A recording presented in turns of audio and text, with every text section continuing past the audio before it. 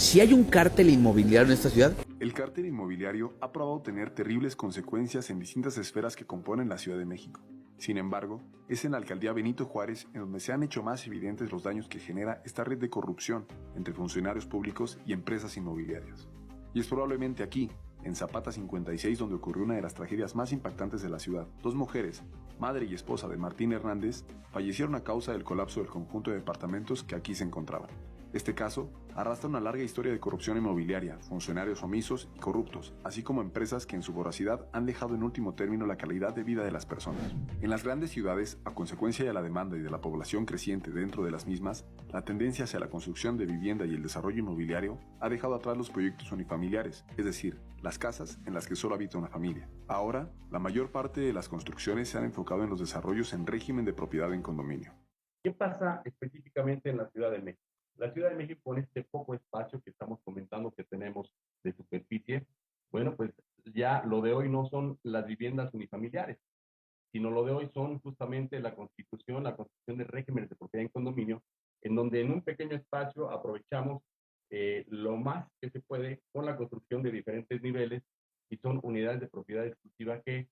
dependen o son asignadas a diferentes propietarios.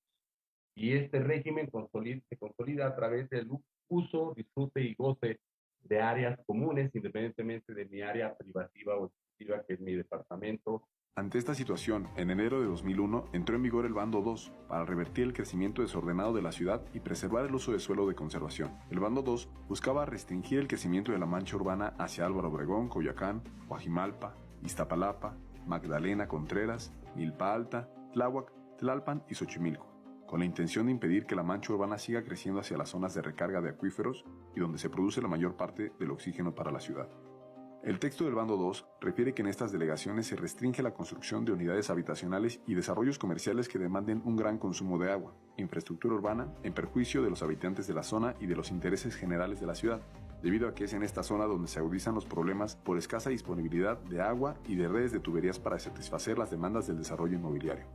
Esto obligó a las compañías desarrolladoras de vivienda a adquirir terrenos en las delegaciones centrales como Cuauhtémoc, Miguel Hidalgo y Benito Juárez, delegación que alberga el predio derrumbado de Zapata 56. Para este propósito, el gobierno ofreció facilidades, subsidios y apoyos para el desarrollo de unidades multifamiliares o de régimen en propiedad de condominio, con un especial énfasis en que estos desarrollos estuvieran pensados con características de vivienda de interés social, a fin de que fueran las clases populares las que tuvieran acceso a ella. Sin embargo, este plan no se materializó de la forma en que se esperaba. En donde la regulación se genera a través de marcos normativos administrativos y nos dice, bueno, habrá un plan general de desarrollo para la ciudad, habrá algunos planes parciales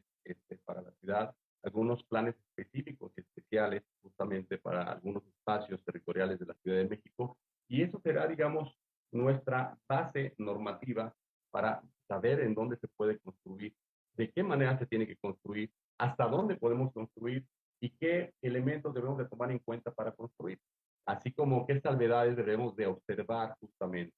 Me refiero a si estas primeras zonas en donde se prevé construir tienen esa vocación para poder construir viviendas, o tienen una vocación comercial, o tienen una vocación industrial, o simplemente esa vocación es de una reserva territorial o de protección ecológica. Bueno, tendremos que tomar primeramente eso en cuenta. Una vez que ya tenemos la definición de que efectivamente en ese espacio es un espacio con esta vocación de carácter habitacional y podemos construir, tendremos que verificar justamente en las instancias administrativas, como es el caso de Desarrollo Urbano y Vivienda, y de acuerdo a la norma, si efectivamente podemos construir, hasta cuántos niveles podemos construir, cuántos espacios libres y de absorción tenemos que dejar justamente en esta construcción. Y la normatividad y lo que tenemos que observar justamente para poder construir en esta u otra zona de que se trate específicamente en las 16 alcaldías de la Ciudad de México. Si hacemos un pequeño recuento, nos vamos hacia el año 2000, 2003, recordamos el Bando 2 y después la norma 26, una norma que se generó justamente para propiciar mayores construcciones de inmuebles enfocados al alineamiento de interés social y popular. Sin embargo, esta figura se desvirtuó y al final del día al aprovecharon muchos inmobiliarios, muchos constructores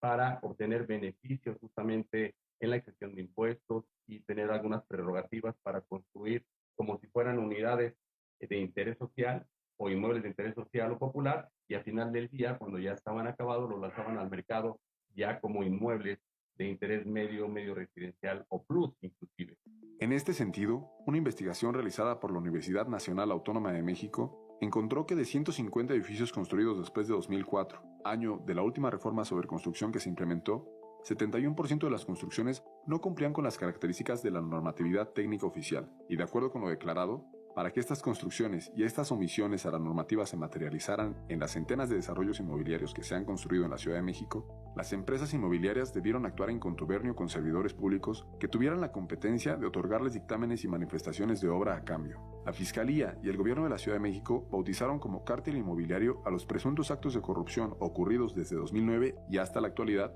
en los que las autoridades capitalinas y de las alcaldías favorecieron empresas de la construcción para que edificaran inmuebles de manera irregular. Estos inmuebles van desde desarrollos de departamentos hasta oficinas que no cumplían con las normas de uso de suelo ni de calidad en los materiales, como fue el caso, de acuerdo con investigaciones periodísticas y denuncias de Zapata 56. Estamos hablando prácticamente del 2008 al 2014,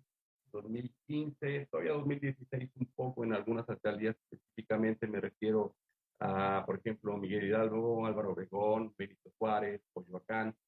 en donde pues llegaban los inmobiliarios y decían, bueno, aquí quiero construir un inmueble, la zonificación y la norma me da para 5 niveles, pues voy a construir 7, porque voy a sacarle mayor provecho. Oye, pero espérate, la norma no te lo permite, no me interesa, ¿cuánto me cuesta? Vamos a entrarle al negocio. Y entonces involucraban a los servidores públicos, les ofrecían recursos y finalmente hasta integrarse a las empresas, formar parte de ellas, formar parte de una sociedad. Y estamos hablando de servidores públicos cuyos espacios eran privilegiados para poder tomar decisiones y para poder autorizar en un momento determinado tales y cuales construcciones y proyectos. El ex jefe de gobierno Miguel Ángel Mancera y el ex titular de la Secretaría de Vivienda Raimundo Collins, entre muchos otros funcionarios, han sido señalados como parte de esta agrupación. ¿Por qué? Porque fue justamente en el gobierno de Mancera en que detonó el boom inmobiliario en la capital. La proliferación de inmuebles y constructoras implicó la especulación del suelo que ha elevado exponencialmente los precios de la vivienda y las rentas, el desplazamiento de la población en sus colonias de origen y notablemente una caída en la calidad de los servicios públicos.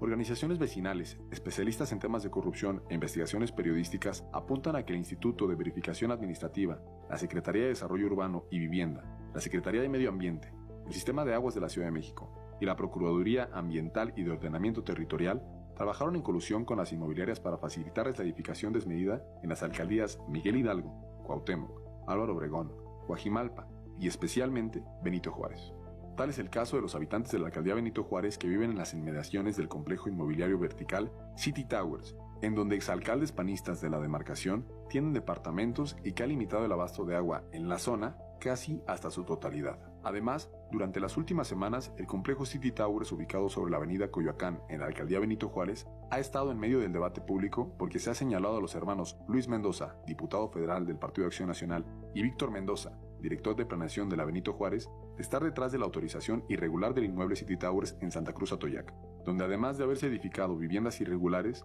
en los primeros días de enero de 2023, más de 20 habitantes del complejo habitacional fueron hospitalizados tras una supuesta fuga de gas. La empresa encargada del suministro de gas Naturgy confirmó que existe una fuga de gas derivada de deficiencias en instalaciones internas en los inmuebles, ocasionada porque, supuestamente, la tubería se construyó en los entremuros a fin de tener más espacio para construir departamentos, aunque eso pudiera poner en riesgo a las y los habitantes.